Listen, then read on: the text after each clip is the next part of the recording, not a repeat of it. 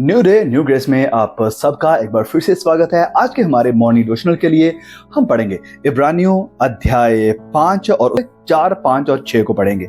लिखा यहाँ पर, और ये आदर का पद कोई अपने आप से नहीं लेता जब तक कि हारून के समान परमेश्वर की ओर से ठहराया ना जाए। वैसे ही मसीह ने भी महायाजक बनने की महिमा अपने आप से नहीं ली, पर उसको उसी ने दी जिसने उससे कहा था कि तू मेरा पुत्र है और आज मैं ही ने तुझे जन्माया है।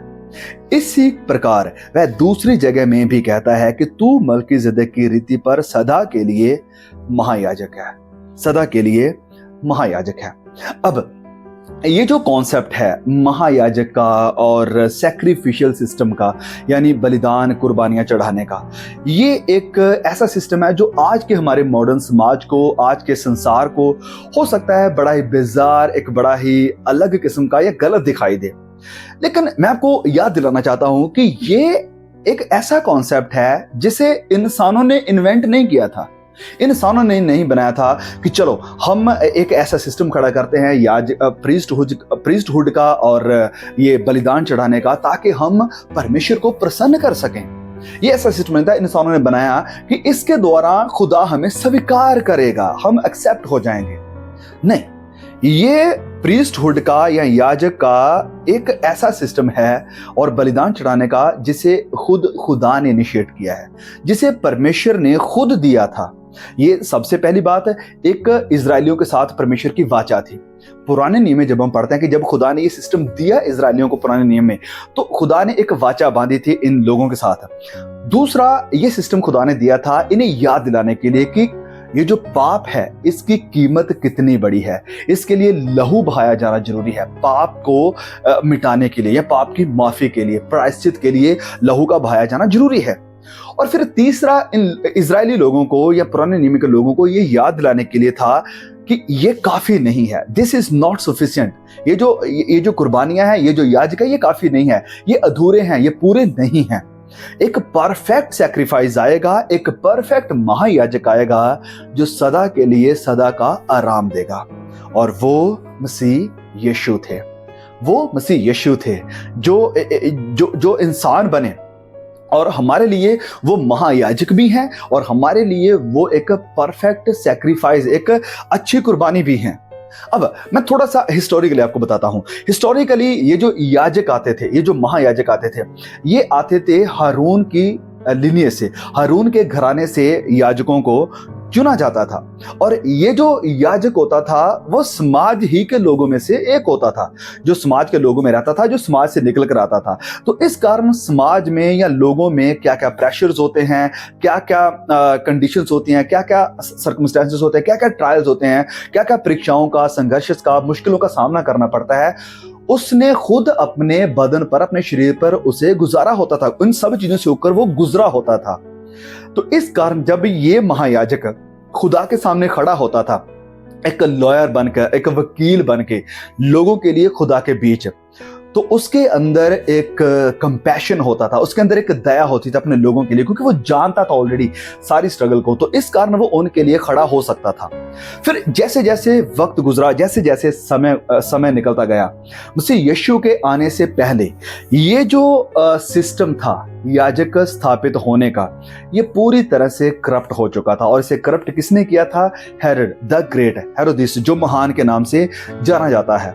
क्योंकि यहाँ पर अब वो याजक नहीं थे जो होने चाहिए थे, वरन वो याजक आ चुके थे जिन्हें खुद हेरोदिस ने चुना था, जिन्हें खुद हेरोदिस ने ठहराया था। वचन में हमने क्या पढ़ा कि याजक वो हैं जिन्हें परमेश्वर चुनता है।